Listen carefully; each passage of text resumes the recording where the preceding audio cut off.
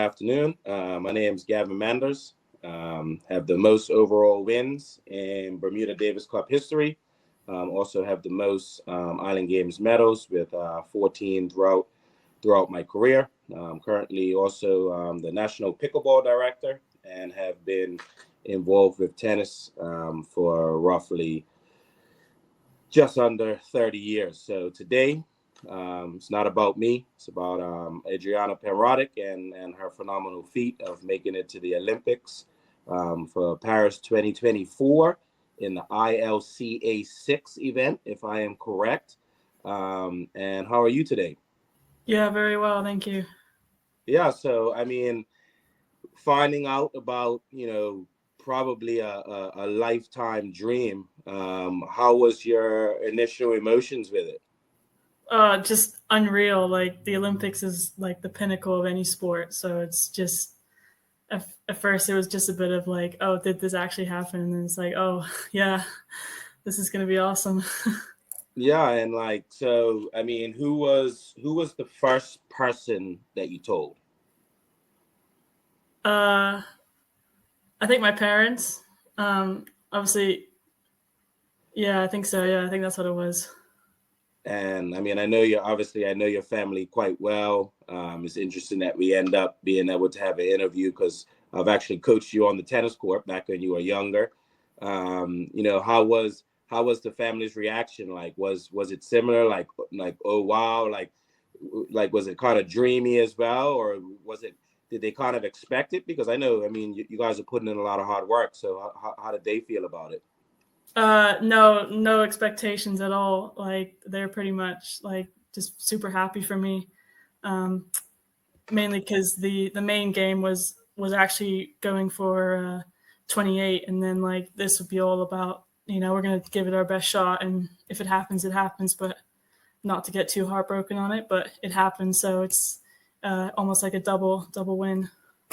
Yeah, I mean, it's one of those things where, I'm sure that you guys have a pathway that you're on within your training and where you're looking to peak. And I mean, just phenomenal to be able to kind of move ahead of that and, get an opportunity to go have a shot at it, see how you make out within the field. I know you were looking at 2028, but now you have a chance to go to 2024, really feel it out, and then also then push. Now you have more experience to make an even heavier push for 2028.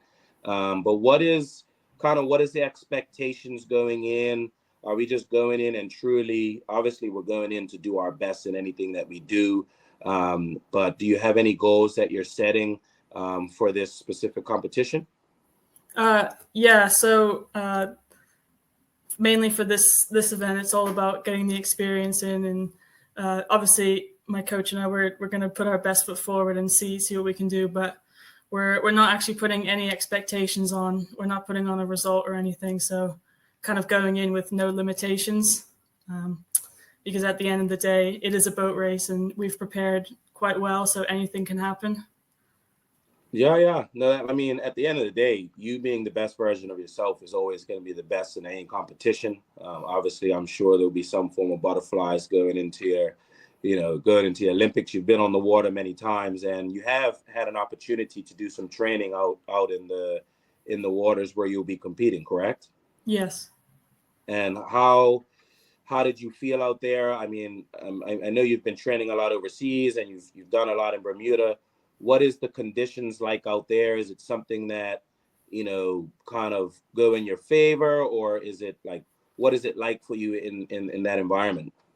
So actually, we got quite a mixed variety of conditions. We got some light offshore shifty conditions, but then also the other end of the spectrum, the Mistral, the famous Mistral came in, and which is like 25 30 knots, which is always good fun. See how fast you can go, and it's very physical, which I like. Yeah. Okay. And I mean, is there like within the competition and within obviously the conditions and all that, is it something that like you would rather have it, nice and windy? Like, is it really matter because you're going to compete on the day either way? But like, is it something that you would prefer more during the competition? Not really, actually.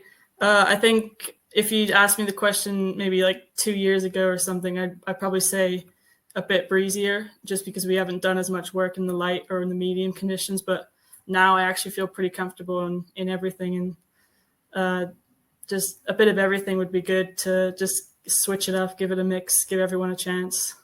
Yeah. Yeah, that makes sense. And with Bermuda, there's been a, you're coming after a line of great sailors. Won't go through all the names, but everyone knows, the likes of quite a few of them that have done this. Did any of them kind of inspire you to want to do this? Were any of them mentors along your journey? Is there anyone within there that kind of, pushed you to really want to do something like this? I don't think I can set a specific name, because I think all of them are a big part of it, and they just show that Bermuda's out there, and we can do it as well, like any of the other big teams. Yeah, no, that's phenomenal. Now, when you go, have you thought of anyone within the kind of profession that you might want to see and meet? Not really, actually. Yeah. Okay, so even any sport at all, like if you could meet one athlete, at the competition, like if I said, all right, you know what, I'm gonna make sure you get one choice and you get to meet someone. There's nobody on the list. I don't know. I just haven't really thought about it. Like, just, I don't Well, know. definitely have a thing because Yeah. get that opportunity. It doesn't even have to be in sailing. Obviously, most people might be, but could be anyone that inspired, and you have an opportunity to kind of meet, maybe a little selfie or something like that. But it's a phenomenal opportunity. Um, so, what would be the most unusual item that you're gonna pack for Paris? Um,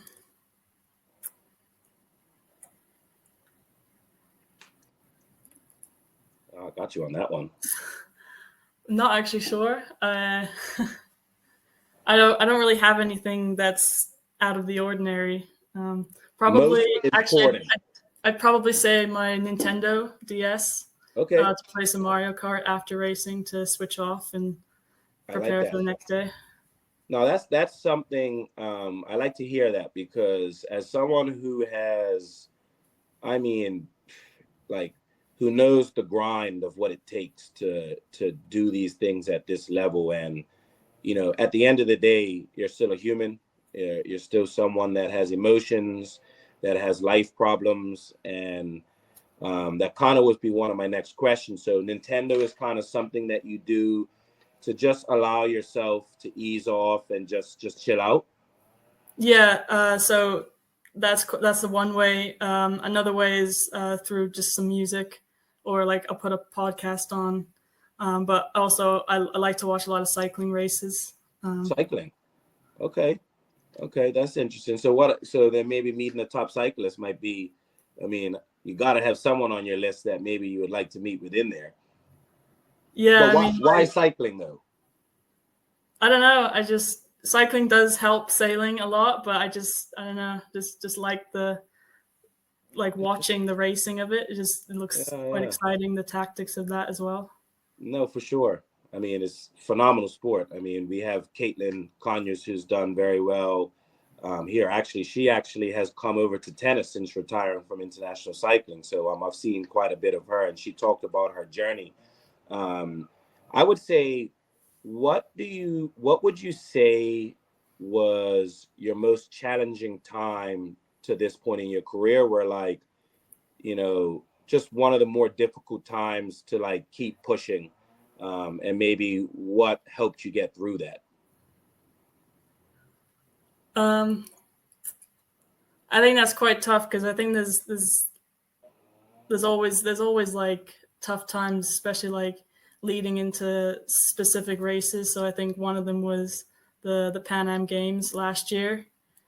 Uh, just just because of how big it was, and the with what was actually, because it was also a major qualification. Just going into it, like, not putting too many expectations, so we're just focusing on our process goals, which I think my coach Sean did pretty much just kept me grounded and everything, and made me perform at my best then as well. And that's great to hear. Because how old are you again? 24. Oh, almost got you at 24, growing quick. I mean, as someone who has been doing this a long time, and now I'm, coaching quite a few of the top players. Tariq is actually 23, so right around your age. I think that is one of the things that specifically in 2024 has always been a thing, that focusing on the process and not the results is so important for the journey, because results don't always show the full picture.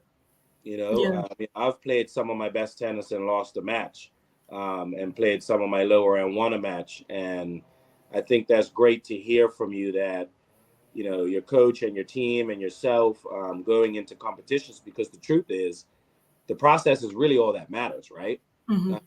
It's hard to look at it because we always want the results. Obviously, you want to be in Paris, but because you were able to focus on, the process, you have now actually got results faster than what was actually expected, because you were able to stay present in where you are and not kind of worry about what's coming out of it. Yeah, So I think exactly. that's just a beautiful thing. So congratulations on that, because it's not easy with everything going on to get to the process and just be like, look, as long as I do this gives me the best chance. We're normally like, well, what if this happens or this happens? And being able to balance out. And I think if you take that approach, to the Olympics, I think, that is the best case scenario for you. And whatever happens, you'll probably be very pleased with it. Yeah, exactly. Now, with support of family and Bermuda, like, what does the support of the country and your family and, those around you, coach and team, mean to you going into the Olympics? Oh, I think it's huge. Like not just like the financial side of it, but also just knowing you have a team behind you that you can lean on, and that they're not expecting anything. They're just like you're there to show what you can do, and anything is good. Yeah, it's beautiful. I mean, support is extremely important. Obviously, financial is one thing, but kind of like, for me, I think, just having people that care for you for who you are, Mhm. and not are all about what you're doing with the sport, like results wise. Mhm. I spoke with a lot of athletes that have felt that, organizations and different people, they didn't really care about you as an individual. They cared about what you did for them with your results. And I think the support, and I know that your family, very well, you guys are a close knit group. I'm sure you are with your team by what you're talking about. Is such a big thing for your journey. And these big type of events that, sometimes, kind of overwhelm people. And, just having that support system is such a big thing for you. So I'm happy to hear that. Yeah, it's huge. Yeah. Yeah, and so your brother, is he still doing a bit of sailing too? Where is Yeah, he he? does. He does a bit of sailing as well, but he kind of does a bit of everything almost. Yeah. Yeah, he's enjoying life a bit as well. Yeah. Um, so if if you were to medal in the Olympics, what would be the first thing you did when you got out of the water?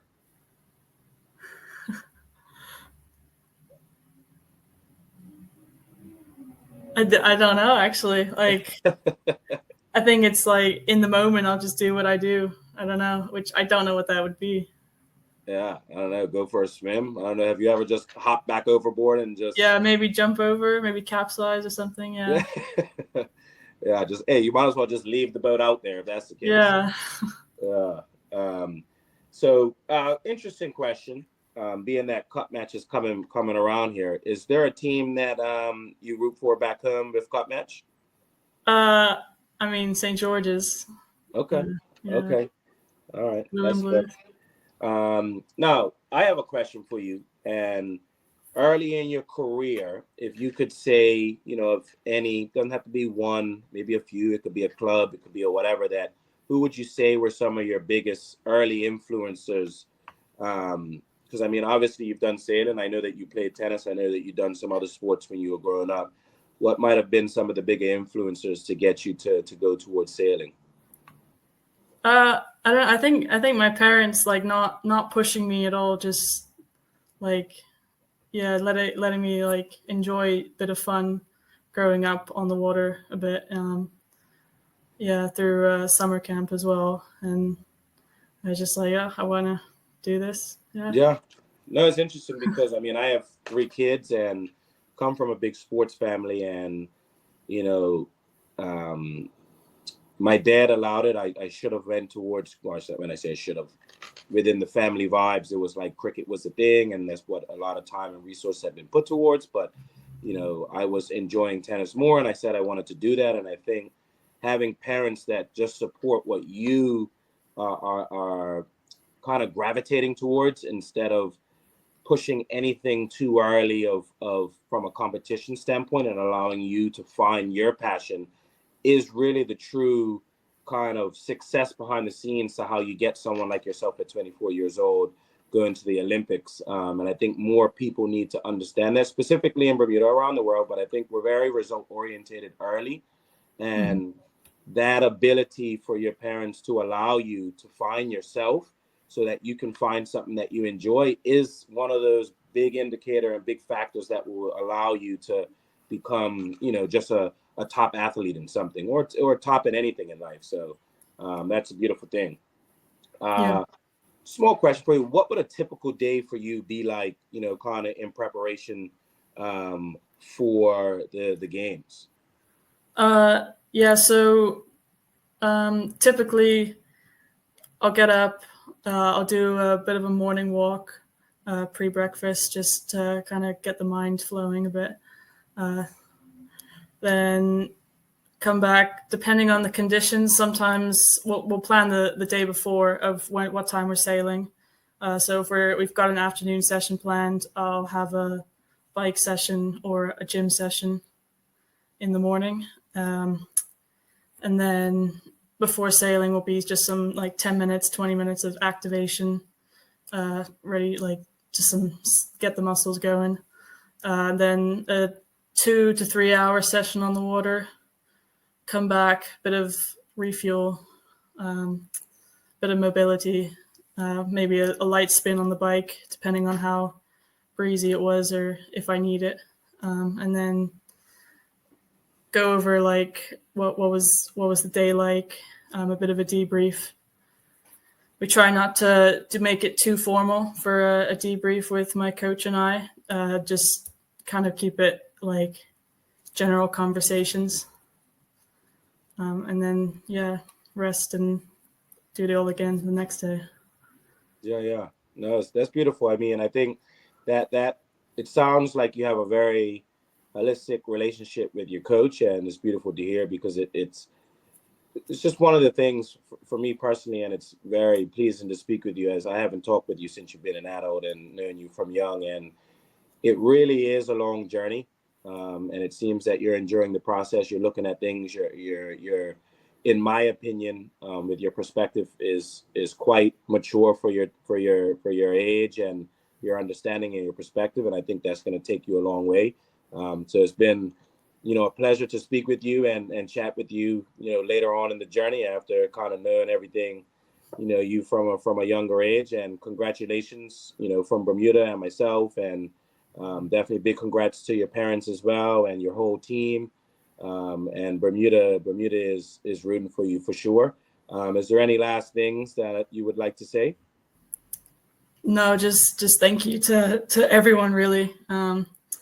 Bermuda in general, the Federation, the Olympic Committee, and my parents, my coach, the whole team, the behind the scenes and everything. Yeah. Yeah, well, it's And beautiful myself. to see. Beautiful to see, and stay in the moment, stay present, truly enjoy it, and the sky's the limit for you. Thank you.